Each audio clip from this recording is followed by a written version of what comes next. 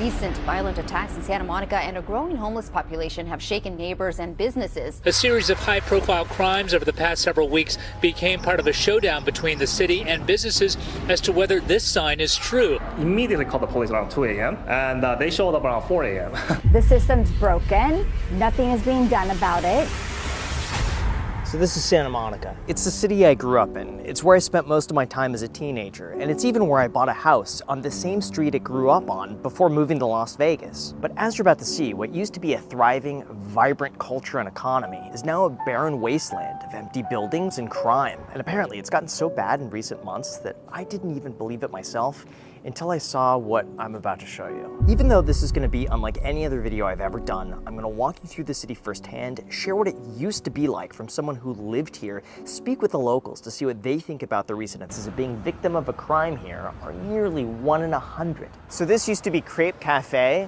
I remember this place would always be packed on the weekends. On weekdays, there'd always be people out front eating food. You could see now that they closed down. And then over here, right across the street, this building used to be my bank. This used to be HSBC, and they shut down when COVID happened. They turned down a lot of their offices, but this all used to be really popular lease space that also is vacant right now. So we're not even about 50 feet away from that, and we have 3 more vacancies here. This used to be a Hollister. We have another vacancy next door to it, and then another vacancy across the street. So it seems like a lot of these businesses have shut down. We also have another right here that I just missed that's for lease. What's kind of remarkable is that 40% of the 3rd Street Promenade right now is vacant. 40% of all of this space right now is completely empty, and they can't lease it. I also used to remember for the longest time there used to be street performers here, and now it's quite empty. What this does though for businesses, like no one wants to open up here. People don't feel safe here. If you're just walking down the street and some guy comes up and is shouting in your face and wants to fight you. And then right behind, of course, we have the infamous Apple Store. This was also turned recently into a public safety kiosk. Again, in one of the most expensive areas in the entire country. And you have a public safety kiosk just because of how many incidents they have around here. You know, truth be told, I actually don't know what a public safety kiosk is. Should we ask? Hey. Hi. I'm curious. What is a public safety kiosk? I grew up here and I don't. This. What it's is just basically like a slow station, or people have questions, or something happens. The owner says a similar smash and grab happened in February. Other stores along the promenade, like Lids, tell Eyewitness News they've been victims of the same crime, even though a Santa Monica Police Department public safety kiosk is right. And see precisely what was here, how many people were here, and then you see the change. Oh, this is a fun one. So this is now for lease.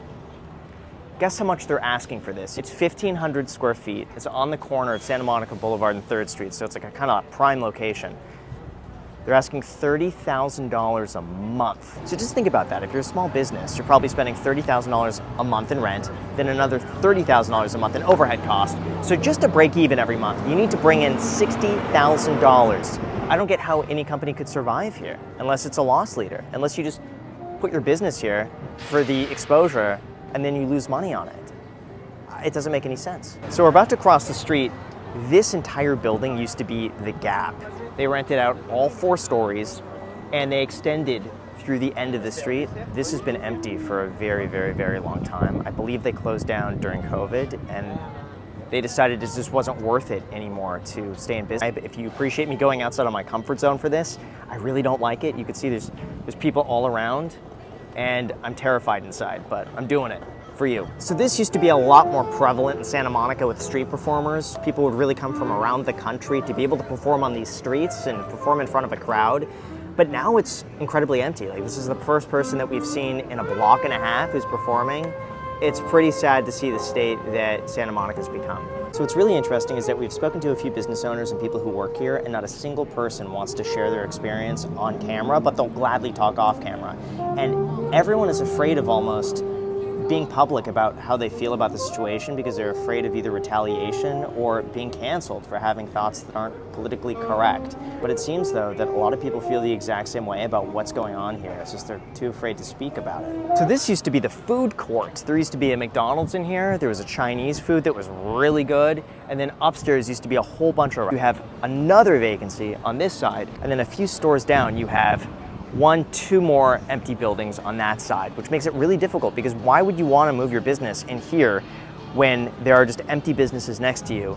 It gets a lot less foot traffic. Yeah. Hey, hit the like and subscribe. There we go. Thank you. I've seen you before, bro. Have a great day. Thank you. Yeah, you too. Like and subscribe. Thank you. This guy's amazing. Thank you. So you're probably wondering, what happened? Well, it's really the perfect storm. The first reason is that people are shopping a lot more online, so there's less of a reason to have a storefront out here like this. The second reason is COVID. Businesses were forced to shut down. They weren't allowed to operate, and as a result, businesses lost a lot of money and had to close. So I think from all the closures here, this one resonates the most with me because I used to come here as a kid in the 90s, and this used to be a Barnes & Noble. Then, my understanding is that in 2018, they doubled the rent. Barnes & Noble said they couldn't possibly sell that many books to be able to pay the rent. They left. It was then forced to keep their rents high just to maintain their value. And in terms of how much it costs, it's very expensive. Rents here on the promenade start about $5 to $6 a square foot. And they go as high as $20 a square foot. So that means sometimes for a 1,000 square foot storefront, you could pay anywhere from $7,000 to $20,000 a month. Or if you have 3,000 square feet, even at $6 a square foot, that's $18,000 a month just in rent alone that you have to make up for with street traffic that just isn't here anymore. So really outside of any high-end restaurants or national retailers, no one could really afford what's here. The other issue is that a lot of these buildings were built in a time where a business could take over the entire store. But now we've shifted towards smaller buildings, and places like this are really difficult to subdivide. So what ends up happening is that you have a 3,000 square foot place for rent, and they can't chop it up into smaller storefronts. You're stuck either renting the entire thing or nothing at all. The other issue of Santa Monica and Los Angeles that I really miss, just because it's so unbelievably gorgeous here. Now, in terms of solving the homelessness issue, California has spent so far about $24 billion since 2019. And this behind us is an example of exactly that. This used to be a parking structure that was torn down to build affordable housing for the homeless. However, the cost is through the roof. A lot of locals say that it costs way too much money at $125 million, which means every unit that's going to be built here for the homeless is going to cost about $1 million. Now, for context, if you want to buy your own condo here in Santa Monica, it's going to cost you anywhere between $1 million to $1.5 million, give or take. Or you could live here if you're homeless. The other issue is crime. Petty theft under $950 is now considered a misdemeanor, and that's really impacted a lot of businesses. Prop 47 passed in 2014 and changed the way California handles certain crimes, making thefts of less than $950 chargeable as only misdemeanors. Shoved him and also tossed a liquid at the couple. Turned to walk away. He took a bottle of some sort of liquid, threw it on me. Brock says he and his girlfriend followed Ali while keeping 911 updated on his whereabouts. And when the man somehow toppled over, Brock held him down until police arrived. And of course, we can't make a video like this without discussing drug use. It was recently found that substance abuse affects about 75% of the homeless population. This is also reflected in the fact that Santa Monica is one of the top fentanyl death hotspots in LA County. Use of these drugs, combined with 78% of the homeless population suffering from mental health issues, is a serious contributor to violent crime incidents. I would personally say, though, as someone who grew up here, I think the nail in the coffin was the 2020 riots that happened, and a lot of these businesses were broken into, and ever since then it just seems like they've had a really difficult time recovering from that. So I lived in Santa Monica since 2017. I'm still in Santa Monica that just had a break-in. These are anecdotes again, but I don't think that anyone should have a rosy picture and should just pretend that, like, you know, this is the kind of neighborhood you can, like, leave your door unlocked and then, you know, not have to worry about anything happening. I hope we can figure it out, obviously. I've lived here my whole life. I've grown up here. I was born in '90. I mean, it used to be a lot easier going, a lot simpler. I mean, you would never see houses go for the prices that they were, and everyone was in these kind of, like, you know, single level homes, and yeah, the homelessness is crazy. Like, it was never to the point where they're under every bridge, every freeway, you know, underpass. It's definitely deteriorated a lot where I've contemplated moving out. I do love Santa Monica. Me too. But I have contemplated moving out just for that reason, because it's just changed a lot. I've seen things just outside on the buildings when they shut down saying, hey, we shut down because of Santa Monica city codes. And they're like, we're still low. It doesn't change anything. There's really no difference being made with these really insane projects. I mean, the amount of money they're throwing at this is insane. Yeah, it just seems to get more and more as time goes on, and more homeless, more spending on it, but everything's getting worse. I avoid the pier at all costs. I never go over there because every time it's just like very sad, and my car did get broken into recently. This was 2 months ago, I would say. And just on the street here? So I live in actually a really safe neighborhood, like off Wilshire. Families, like really nice homes and everything, and I was just parked right outside my apartment. And yeah, just on a random Tuesday. Did you file a police report on that?